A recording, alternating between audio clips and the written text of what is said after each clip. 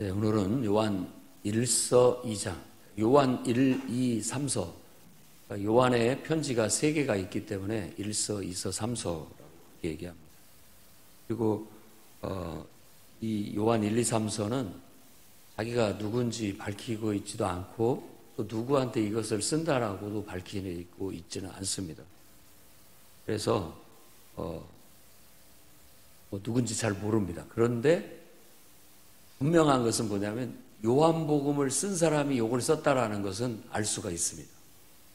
내용이 거의 흡사하고 또 단어라든지 이런 것들이 똑같이 쓰고 있기 때문에 그렇습니다. 그러니까 그것은 분명히 다 수긍하는 바예요. 사람이 문체가 있어요. 문체. 그리고 또 설교자들도 이렇게 다 표현하는 것이 좀 다릅니다. 저도 저의 나름대로 그 표현 방법이 있고 또 제 스타일이 있고 또 어제 장 목사님 같은 경우도 똑같은 얘기를 해도 자기만의 표현 방법이나 이런 것들을 하는 거예요. 그러니까 지금 요한 1서, 2서, 요한 1서 이렇게 읽는데 이것도 똑같은 복음에 대한 이야기입니다. 복음에 대한 이야기. 베드로도 복음에 대한 얘기를 하고 있고 다 야고보도 그렇고 모든 서신의 밑바탕에 깔려 있는 건 복음이에요. 복음. 복음은 바로 예수 그리스도를 믿는 믿음을 통해서 우리가 하나님과 하나 되고 내가 하나님께 내 자신을 완전히 맡기고 내가 사는 것이 아니라 내 안에 하나님이 나를 통해서 역사하시듯이 그렇게 살아가는 그런 삶의 방식으로 우리가 완전히 변화된 것을 말합니다.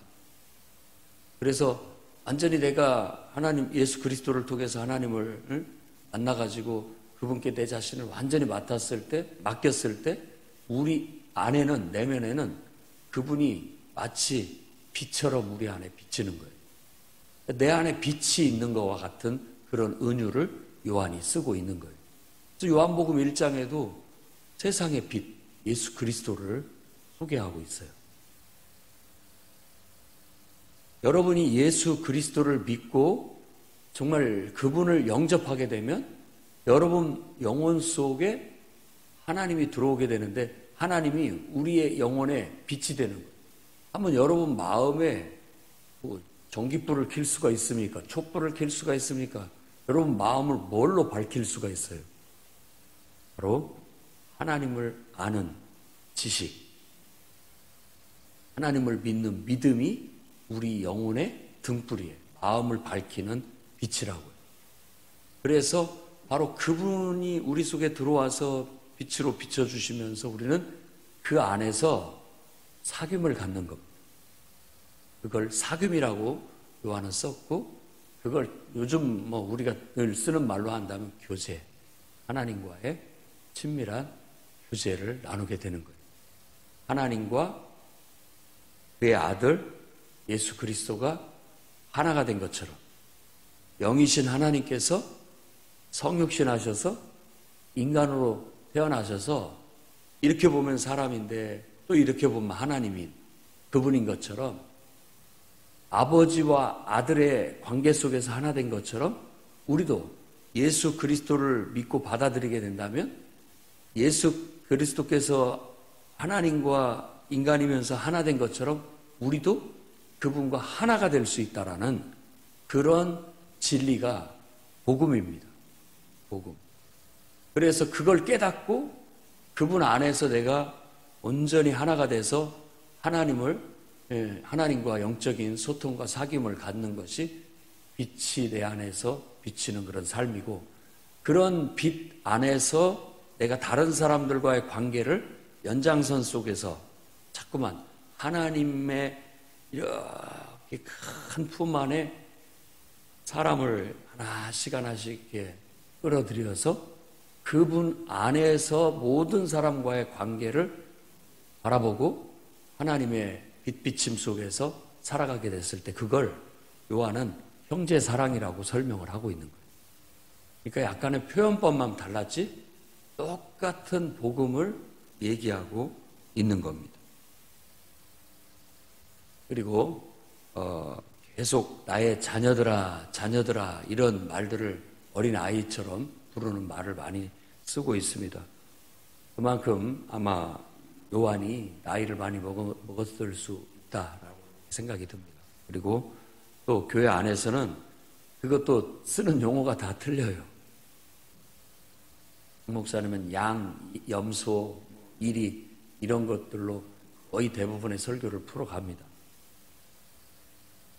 그래서 이리가 염소가 되고 염소가 양이 되고 그런 것들은 이제 자신만의 독특하기보단 성경에서 나름대로 그런 것들을 가지고서 성도들의 이리 같은 신자 또 뭐 염소 같은 신자, 양 같은 그런 신앙으로 이렇게 구분해서 권면을 하고 있죠. 그래서 다 양이 돼야 된다라는 걸 가르치고 있듯이 같아요. 그런 말이나 정말 진실한 그리스도인이 되라는 말이나 성령 충만한 그리스도인이 되라는 말이나 기도하는 그리스도인이 되라, 예배할 줄 아는 그리스도인이 되라, 하나님 말씀을 날마다 가까이 하고 그 말씀대로 실천하는 그리스도인이 되라.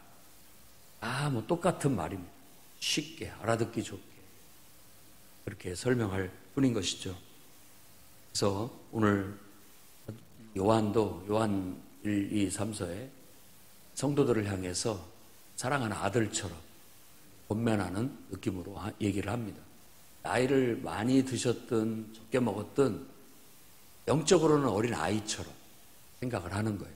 그러니까 이것은 다른 의도보다도 친밀감, 사귐을 얘기하고 있으니까 주 안에서 서로 성도와 목회자와의 관계가 목자와 양이라는 것도 표현이 될 수 있지만 또 다른 면에 있어서는 영적인 아버지와 영적인 아들로도 얼마든지 묘사가 가능합니다.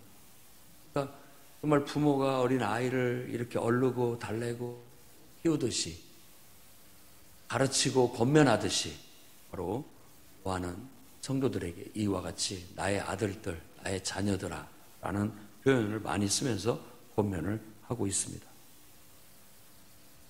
그리고 우리가 요한계시록을 보면 알겠지만 아시아에 있는 7 교회를 언급한 걸 봤을 때 요한은 그의 말년에 바로 그 사도 바울이 전도했던 아시아 지역에 그쪽에서 목회를 했던 것으로 알 수 있고 도미티안 황제 때 핍박에 밤모섬에 유배되어서 죽음을 맞이하게 됐다라는 것도 우리가 들어서 아마 어느 정도 알고 있으리라 생각이 듭니다. 그리고 그 시대쯤 되면 사도들이 이제 다 순교당하고 막 죽고 이럴 무렵에 성도들의 신앙이 막 흔들리고 그다음에 신앙의 왜곡, 변질이 찾아온 것. 뭐 베드로도 죽음 직전에 그런 일들이 있었고 또 요한 1, 2, 3서에도 그런 내용이 많이 나타납니다. 그리고 적그리스도의 출현. 그러니까 적그리스도의 출현을 가장 완곡하게 본다면은 거짓된 신앙, 변질된 신앙으로 교회에서 갈라져 나가버렸다. 그러니까 잘못된 신앙에 빠져가지고 건전한 복음 안에 있는 교회에 있지 못하고 나는 너희들하고 같이 신앙생활을 못하겠다고 떨어져 나간 그런 어떤 신자를 얘기할 수도 있고 그 적그리스도는 그런 것을 조장해서 그것을 또 하나의 교회처럼 만든 그런 수장, 그러니까 이단의 어떤 괴수, 어리되는 그런 사람을 적그리스도, 안티크리스토스라고 해서 그리스도를 반대한다, 적대시한다 이런 의미입니다. 이건 기독교가 아니다. 그러니까 뭐 요즘 말로 제일 쉽게 꼭 맞는 말은 아니지만 말할 수 있는 게 이단이에요. 이단. 적그리스도는 이단과 같아요. 이건 기독교인 것 같으면서도 기독교가 아니에요. 그걸 안티크리스토스라고 그렇게 말하는 겁니다. 지금 이 시대 때 대부분 학자들은 영지라고 해서 이 보면 그 내면의 깨달음을 추구하는 어떤 종교예요. 그러니까 어거스틴 같은 사람들도 그때 당시 성행했던 마니교 같은 것이 있었는데 그것도 내나 똑같은 겁니다. 이렇게 영지주의처럼 내면의 깨달음 이런 것들이 있어. 그러니까 내면의 깨달음을 추구하는 사람은 육체는 껍데기에 불과하다고 생각을 해요. 영은 영원한데 육체는 껍데기에 불과하기 때문에 아무것도 아니다. 이 육체가 뭐 술을 마시든 음행을 하든 죄를 짓든 육체는 껍데기에 불과하기 때문에 그거 아무것도 아니다. 이런 식으로 완전히 이원론으로 흑백을 가르는 그런 거예요. 그래서 세상을 빛과 어두 혹은 또 선과 악의 어떤 그런 두 가지로 딱 선을 긋고 구분을 지어가지고 그렇게 두 개로 구분한다고 해서 이원론이라고 얘기를 하는 겁니다. 뭐 더 구분도 안 하고 딱 흑백, 딱 그걸로 그냥 딱 구분을 져가지고 하나는 선, 하나는 악, 뭐 이런 식으로 얘기를 하는 그런 형태가 이원론이고, 그래서 그 내면의 깨달음을 최고로 생각해서 그걸 영지라고 하는 겁니다. 영지. 그래서 영지주의라고 그렇게 부르는 자들인데, 그런 그 시대의 철학적인 조류에 이 기독교 신앙이 거기에 그 사람들이 완전히 기독교 복음을 받아들인 게 아니라 자기들의 철학 위에다 예수 그리스도 어떤 그리스도 이런 것들을 갖다 붙여갖고 자기들만의 교리를 만들어 버렸어요. 그래가지고 예수 그리스도의 성육신은 정말 인간으로 태어나서 육체로 온 게 아니다. 진짜로 육신으로 하나님께서 육신을 입고 이 땅에 올 수는 없다. 그러니까 그것은 그냥 허상, 육체로 온 것처럼 보일 뿐이지 그 육체가 아니다. 뭐 이런 식으로 예수 그리스도의 육체로 오심을 부인하고요. 부인해. 그런 것들이 바로 완전히 우리 이제 교회 와갖고 이렇게 들어보고 예수 그리스도를 배운 것 같은데 결국은 이 사람들 뭘 잘못 알고 있구나 하고 자기만의 개똥 철학을 가지고 거기다가 이 기독교 복음을 진리를 희석시켜버리고 변질시켜가지고 자기들만의 이상한 집단을 만든 거예요. 그걸 적그리스도라고 그렇게 묘사하고 있습니다. 그래서 우리의 신앙생활의 토대는 예수 그리스도요. 예수 그리스도는 성육신하신 하나님이라는 이 신앙의 고백이 우리의 영적인 삶에, 구원의 삶에, 믿음으로 살아가는 삶의 토대가 돼요.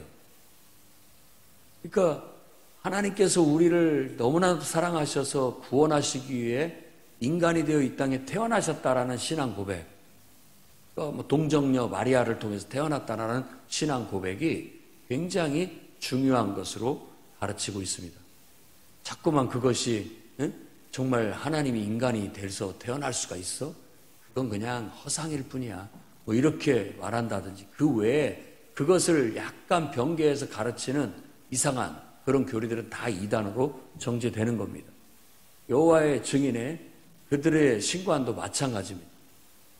예수 그리스도가 하나님께서 인간이 되어 이 땅에 태어나신 분이 아니라 예수 그리스도를 마치 하나님이 아니라 하나님과 버금가는 어떤 천사 같은 존재, 그렇게 제일 높은 천사 같은 존재, 그래서 그를 신이라고 불러도 뭐 될 만한 그런 존재라고 그런 식으로 이상하게 성경을 해석합니다. 그래서 그런 사람들을 우리가 이단으로 몇 번의 권면을 했지만 그들은 그냥 그것이 옳다라고 그렇게 한배를 나가니까 정죄받게 되는 겁니다. 그리고 이상한 논리를 펴요. 사람이 죽으면 없어져 버리고 그만이라고 얘기를 하고 살아있는 사람들이 천년왕국에 들어간다는 이상한 논리도 펴니다. 겉으로는 단정한 옷을 입고 말은 곱상하게 하고 모든 면에 있어서 헌신적인 삶을 사는 것 같이 보이지만 사실 그들의 교리는 기독교 교리가 아니에요. 성경의 교리가 아닙니다. 우리한테서 나갔지만 우리하고 같지가 않은 거예요. 같지가 않다라고 해서 끝이 틀리다 해서 이단이라고 그렇게 말을 하는 겁니다. 이런 것들을 우리가 교회 신학자들이라든지 또 교계 지도자들이 이단 협의회를 거쳐서 이런 것들은 기독교적인 가르침이 아니다. 성경적인 왜곡된 가르침이다. 라고 판별을 해서 이단이라고 이렇게 권고를 하고 듣지 않았을 때, 수정을 권고를 하지만 듣지 않았을 때 결국은 우리가 함께 사귈 수 없다. 교제할 수 없다라고 해서 그들을 선을 긋는 것이 이단으로 정죄하는 것밖에 없습니다. 우리도 신자들 중에서 복음으로 가르치고 온전히 하나님 말씀을 믿어야 되는데 교회 와가지고 예를 들어 엉뚱한 소리를 하고 복음의 가르침을 아니고 엉뚱한 소리 하고 다니면은 그러면 안 됩니다. 성경을 똑바로 배우고 똑바른 말씀을 얘기해야 됩니다. 안 들으면 이분은 우리 교회에서 제외시키겠습니다. 그 사람하고 더 이상 이런 어떤 사귀는 거 영적으로 나쁜 영향을 받을 수 있으니까 금해 주십시오 라고 출교를 시키는 거와 똑같은 겁니다. 지금 요한은 그런 어떤 아픔을 가지고 적그리스도에 대한 얘기를 하고 있는 거예요. 우리의 계명은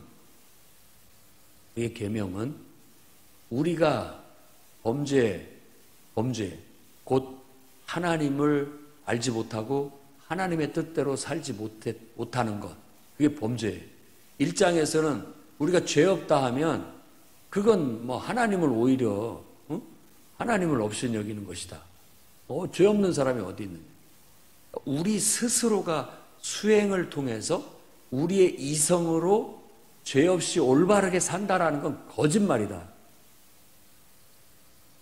거짓말이다. 아무리 자기가 나는 태생 때부터 정의롭고 바르고 내 의지는 아주 강하고 나는 항상 올바른 사람이야 라고 말한다 할지라도 그 말은 거짓말이라는 겁니다.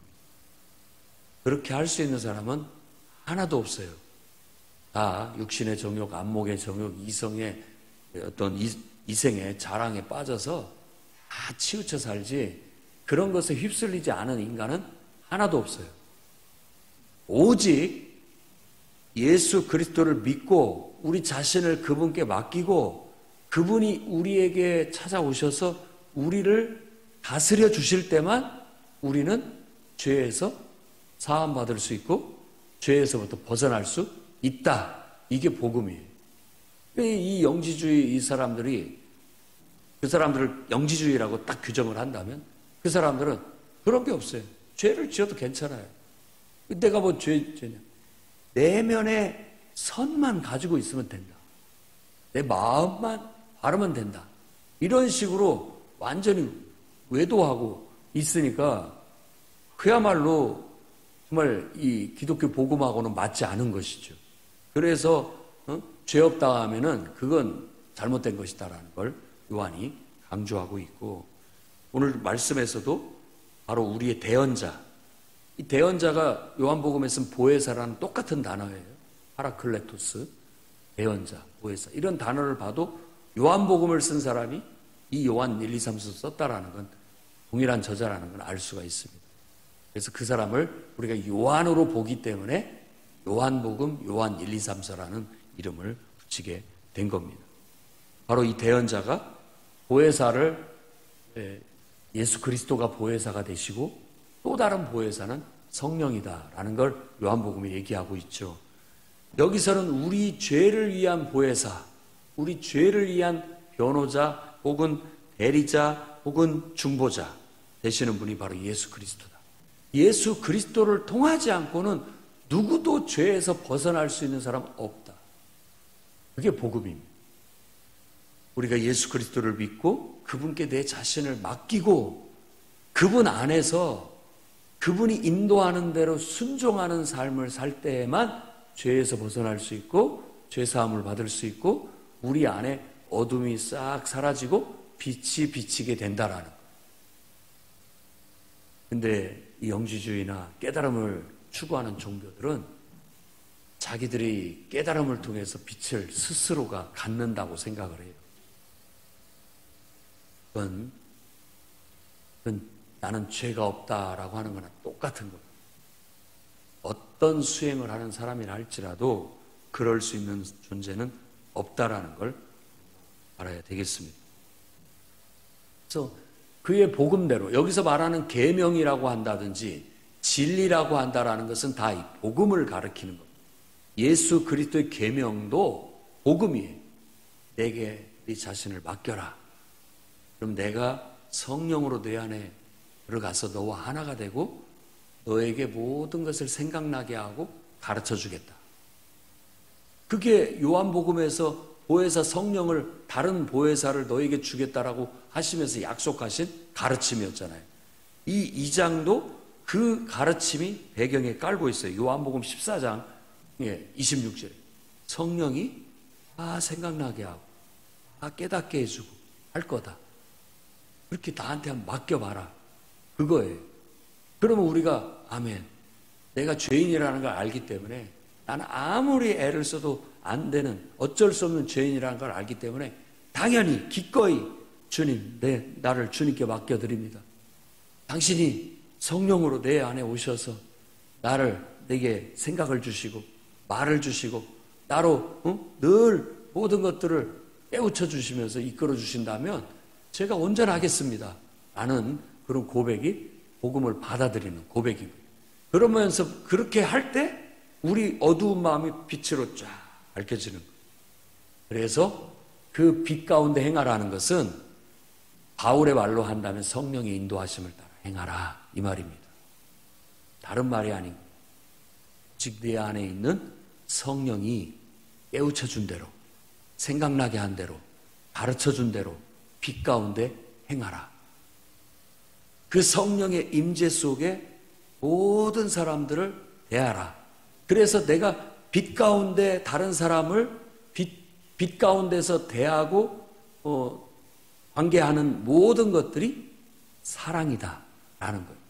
서로 사랑하라는 것은 내가 내 안에 없는 사랑을 가지고 친절하게 하고 내 안에 없는 사랑을 가지고 이렇게 남을 돕는 것, 돕고 이런 것을 사랑이라고 하지 않습니다. 그것은 오히려 거짓된 사랑이라고 그렇게 얘기를 해요. 근데 진짜 사랑은 뭐냐면 바로 하나님을 사랑하는 그 사랑으로 하나님의 임재 속에서 모든 사람을 대하게 되는 것 자체가 형제 사랑의 실천이라고 말하는 거예요. 그러니까 진짜 복음을 받아들이고 깨달은 사람은 그 안에 어둠이 없다. 그 말은 이제는 내 욕망을 따라 내 생각을 가지고 사는 사람이 없어요.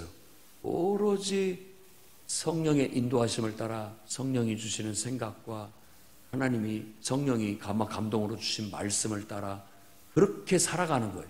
그게 빛이에요. 근데 그런 빛 가운데 살아가게 되면 당연히 하나님의 속성들이 내 안에 들어와서, 하나님은 사랑이시니까 또 다른 말, 빛이라는 말을 다른 말로 한다면 그 사랑이 되는 것이죠. 그 사랑으로 모든 사람을 품게 되니까 형제 사랑이 이루어지게 되는 거예요. 그러니까 진정한 복음을 깨달은 사람은 당연히 형제 사랑으로 사람을 대한다. 이렇게 가르치고 있는 거예요. 근데 형제를 미워한다면 우리 안에서 미움이라는 것이 막 터져 나와서 사람을 대할 때마다 미움, 원망 막 이런 것들로 인간의 관계를 자꾸만 쌓아가게 된다면 돌아봐라, 네 안에 빛이 있는지. 이건 빛에서 나온 게 아니다. 이건 하나님께로부터 나온 것이 아니다. 지극히 인간의 정욕으로부터 나오는 것이다. 그러면서 오늘 말씀에 강조하는 게 세상을 사랑하지 마라. 이 말은 그냥 세상 살아가는 모든 것들을 사람이고 뭐고 사랑하지 말라는 말이 아니라 세상에 하나님이 없는 세상이 사는 방식대로 살지 말라는 말입니다. 세상 사람들은 다 자신의 욕망을 따라 살아요. 자기 정욕을 따라 살고, 여기서 세 가지로 얘기하는 육신의 정욕, 안목의 정욕, 이생의 자랑에 휩쓸려서 사는 사람들이에요. 그것에 의해서 욕심을 부리고, 그것에 의해서 말을 하고, 그것에 의해서 행동을 하고, 그것에 의해서 사는 사람들이에요. 우리는 아니죠. 이제 예수 그리스도를 믿는 믿음으로 부활하신 예수의 영, 성령이 내 안에 들어오셔서 이제는 성령 안에서 하나님과 내가 하나가 돼서 하나님이 생각나게 하시고 깨우쳐 주시고 인도하시는 대로 그분을 보혜사로 삼아서 그분과 함께 동행하는 삶을 사는 사람이 그리스도인이에요. 그러니까 이것에서 벗어나면 우리가 왜곡된 신앙과 변질된 신앙이나 육신적인 신앙에 처하게 되는 겁니다. 염소가 되는 것이죠, 염소가. 거기서 더 완전히 나가서 아예 교회당 바깥으로 떨어져 나가버리면 이리가 되는 것이고요. 그런 겁니다. 어제 강사의 말씀처럼 그렇습니다. 우리가 세상적인 방식으로 살려고 옛날에는 그렇게 살았지만 이제는 진리가 너희 안에 있지 않느냐, 복음이 너희 안에 있지 않느냐, 빛이 너희 안에 있지 않느냐, 빛이 이미 비치지 않았느냐, 이제는 그 빛에 따라 살고 성령이 너희에게 임하지 않았느냐, 이제는 그 성령의 인도하심을 따라 살아라 라고 이렇게 강조하고 있습니다. 그러면서 마지막 때다, 적그리스도가 온다라고 했더니만 지금 왔다. 그들은 우리 안에 있었던 사람들인데 바로 진리를 왜곡하고 변질시켜서 우리 안에서 떨어져 나갔다. 이단이죠. 교회 안에서. 교회는 진리, 복음을 가지고 간직하고 있기 때문에 그 진리에 순종하지 못하는 사람들은, 그 말씀에 순종하지 못하는 사람은 다 떨어져 나가게 돼 있습니다. 교회 안에서. 붙어 있을 수가 없죠. 당연히. 하나가 되지 못하니까. 그래서 그 복음적이고 또 이 예수 그리스도를 믿는 믿음에 완전히 또 성령의 인도하심을 따라 살아가는 그런 분명한 복음에서 왜곡된 것을 거짓이라고 하고, 진리가 그 속에 없다라고 얘기하고 빛이 없다라고 얘기를 합니다. 그리고 그들은 예수가 그리스도이심을 부인하는 거다. 예수가 그리스도임을 부인하는 것이 되고 아버지와 아들을 부인하는 것이다 라고 그렇게 말합니다. 이런 표현들이 다 그 시대 이단의 속성들을 얘기하고 있는 거예요. 결국 그들은 예수님이 그리스도이심을 부인하는 거예요. 우리도 한번 순수하게 생각을 해봐야 돼요. 우리 자신들도 우리가 예수님을 믿는다고 하면서 예수께서 그리스도이심을 부인하고 있지는 않은지, 그분이 나의 인생의 주인이시고 그분이 나의 인생의 왕이심을 부정하고 살고 있지는 않은지. 말은 나 예수 믿는다 라고 말을 하고 있지만 예수님이 내 안에 들어오셔서 성령으로 나를 다스리고 지배하고 계시는지, 예수님을 믿는다고 하면서 주님의 영을 인정하지도 않고 성령이 내 안에서 어떤 생각을 주시고 감동을 주시고 말씀을 깨우쳐 주시는데도 그것을 거부하고 순종하지 않고 있다면 예수 그리스도를 부인하는 것.